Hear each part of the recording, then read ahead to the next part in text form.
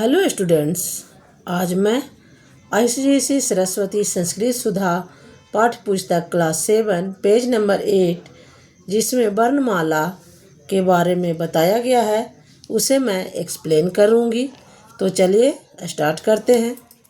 वर्ण विचारः यानी वर्ण पर विचार करना। ठीक है, वर्ण के बारे में जानना। तो जानते हैं कि वर्ण किसे कहते हैं। तो वर्ण भाषा की वह छोटी ध्वनि है जिसके और टुकड़े ना हो सके, वह वर्ण कहलाती है, जैसे आ, क, ख इत्यादि। उसके बाद देखिए यहाँ लिखा हुआ है संस्कृत की वर्णमाला में। वर्णमाला किसे कहते हैं बच्चों?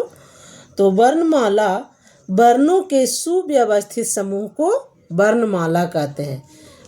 वर्णों के सुव्यवस्थित समूह यानी देखिए यहाँ क, ख, ग, घ, अंगा, यानी इसे हम क्या कहेंगे? का वर्ग कहेंगे। चा वर्ग, टा वर्ग, ता वर्ग, पा वर्ग, अंतस्थ, उस, ये सब वर्णों के सुव्यवस्थित समूह है।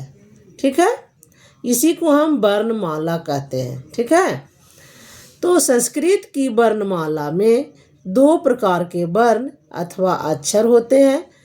वर्ण को ही हम अक्षर कहते हैं। ठीक है, तो वह क्या है? स्वर और व्यंजन।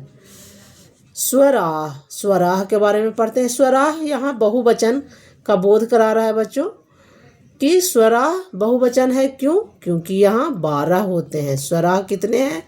12। 4 ह्रस्वर हैं, आ, ई, उ, री। 4 क्या है? ह्रस्वर। आ, बड़ी, बड़ियू और री ये दीर्घ स्वर कहलाएंगे। ठीक है, ए, ऐ, ओ, औ ये संयुक्त स्वर कहलाते हैं। ठीक है बच्चों, अब आते हैं व्यंजन पर। व्यंजनानी, यहाँ भी देखिए कि ये बहुवचन का बोध करा रहा है। व्यंजनानी बहुवचन का बोध करा रहा है। ये कुल 33 होते हैं। व्यंजन कितने होते हैं? 33। ठीक है, 5 हो गया का वर्ग, 5 हो गया चा वर्ग, 5 हो गया टा वर्ग, 5 हो गया ता वर्ग, 5 हो गया पा वर्ग, यानी प फ ब भ म, इसको हम कहते हैं पा वर्ग। ठीक है, अब ये या, रा, ला और वा ये क्या कहलाते हैं? अंतस्थ व्यंजन कहलाते हैं। सा, सा और हा ये ऊष्म व्यंजन कहलाते हैं।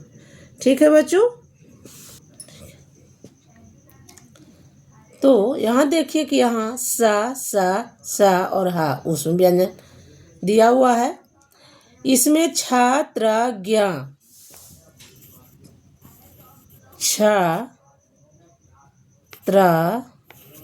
ज्ञा और श्रा ये नहीं दिया हुआ है। ये इसको कहते हैं हम संयुक्त व्यंजन। ठीक है, संयुक्त व्यंजन। छात्र ज्ञा और श्रा संयुक्त व्यंजन होता है। और स्वर में 2 छूट गया था। कौन? अनुस्वार और विसर्ग। तो अयोगवाह, अनुस्वार तथा स्वर, स्वर नहीं यहाँ होगा, विसर्ग होगा। ये गलत है, विसर्ग होगा, यहाँ दिया हुआ गलत है। अनुस्वार तथा विसर्ग को हम अयोगवाह कहते हैं। इनका प्रयोग केवल स्वर के योग में होता है, जैसे कह, खह, गह, इस तरह से। अनुस्वार किसे कहते हैं? अनुस्वार जो ये बिंदु ऊपर रखा हुआ है इसी को कहते हैं अनुस्वार, और ये अयोगवाह के अंतर्गत आते हैं।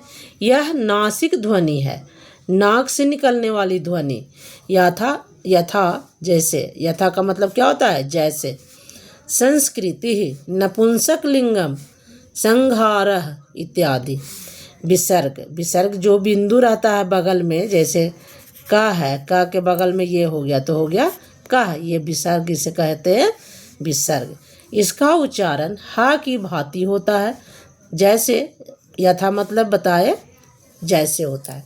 सूर्य, कवि, शिशु इत्यादि, है ना। इसमें हा का उच्चारण कर रहे हैं। कवि हा आ रहा है, शिशु इसमें भी हा आ रहा है, सूर्य इसमें भी हा आ रहा है, यानी विसर्ग का उच्चारण हा की तरह होता है।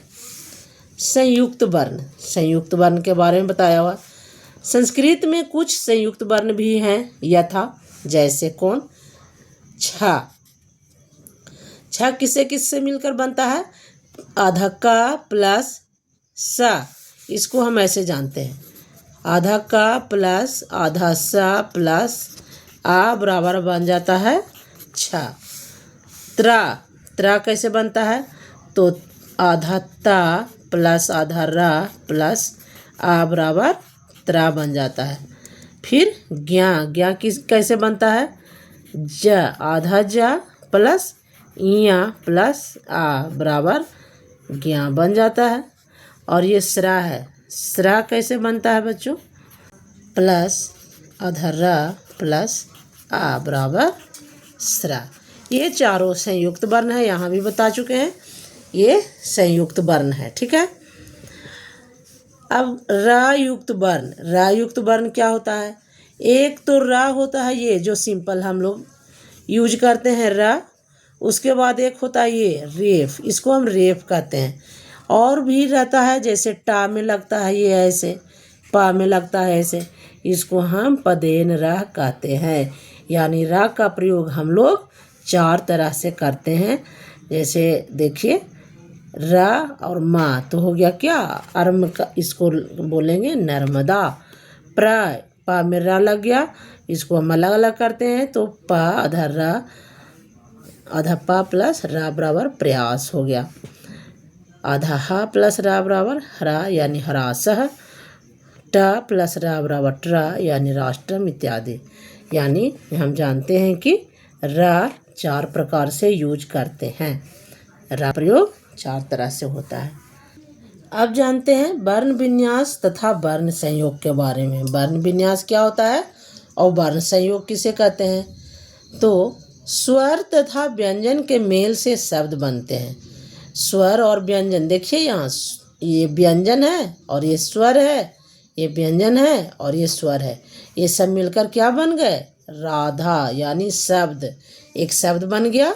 स्वर और व्यंजन मिलकर शब्द बनाते हैं जिनका वाक्यों में प्रयोग होता है। जब किसी व्यंजन में स्वर जोड़ा जाता है तो मात्रा के रूप में दर्शाया जाता है। क्या कह रहा है कि जब किसी व्यंजन में, जैसे कि का में हम जोड़ेंगे स्वर यानी कि आ बराबर का, और का प्लस आ का मात्रा यहाँ लग गया तो हो जाएगा का। ये आ न लिखा कर इसका एक पाई जो है वही एक ये वाला इसमें इंक्लूड होगा।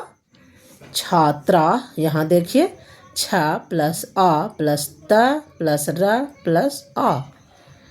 तो ये हुआ बच्चों वर्ण विन्यास, इसी को कहते हैं वर्ण विन्यास या वर्ण विच्छेद, इसे वर्ण विच्छेद भी कहते हैं। अब यहाँ वर्ण संयोग किसे कहेंगे?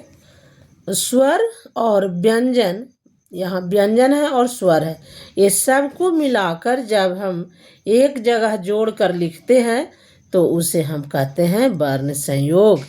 जैसे देखिए का प्लस आ प्लस आधा रा प्लस आधा या प्लस आ प्लस आधा माँ, इसको जोड़कर हम क्या कर दिए? कार्यम। यहाँ हम अलग अलग किए थे, यहाँ हम जोड़कर एक कर दिया है। तो अलग अलग वाला को कहते हैं वर्ण विन्यास, और सबको जोड़कर जब एक जगह लिखा जाता है उसे कहते हैं वर्ण संयोग। ठीक है। अब आते हैं शब्द पर। कुछ शब्द अकारांत, अकारांत मतलब क्या? जो आ से खत्म हो, खत्म होने पर जब लास्ट शब्द जो बचता है उसे ही हम कहते हैं अकारांत। जैसे कि बालक यहाँ दिया हुआ है और देव दिया हुआ, तो हम इसको अलग अलग करते हैं। वर्ण विन्यास पहले करके हम आपको बताते हैं। बालक बा प्लस आ प्लस बालक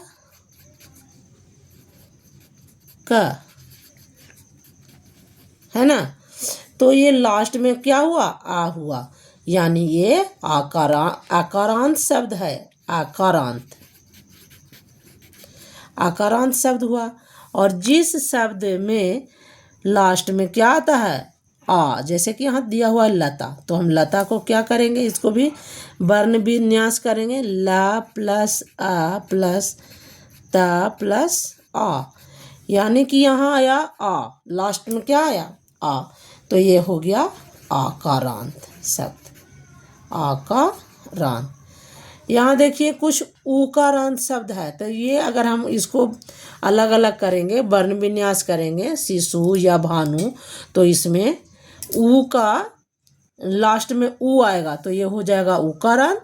इसको हम अगर करते हैं तो ईकारांत, छोटी ईकारांत। इसको अगर अलग अलग करते हैं नदी, तो ये आ जाता है बड़ी ईकारांत। ठीक है। कुछ रीकारांत भी आते हैं, जैसे मातृ में री बाद में एकदम लास्ट में आएगा री, इसलिए ये रीकारांत है। और कुछ हलंत होते हैं, जैसे गुणीन, सुखीन, यानी कि लास्ट में व्यंजन, तो ये व्यंजन हुआ, लास्ट में हलंत। तो बच्चों, आशा करती हूँ कि ये चैप्टर आपको अच्छे से समझ में आया होगा। अगर कुछ डाउट रहता है तो आप पूछ सकते हैं, कमेंट कर सकते हैं, मैं उस डाउट को क्लियर करूँगी, कोशिश करूँगी। तो गुड नाइट बच्चों, थैंक यू।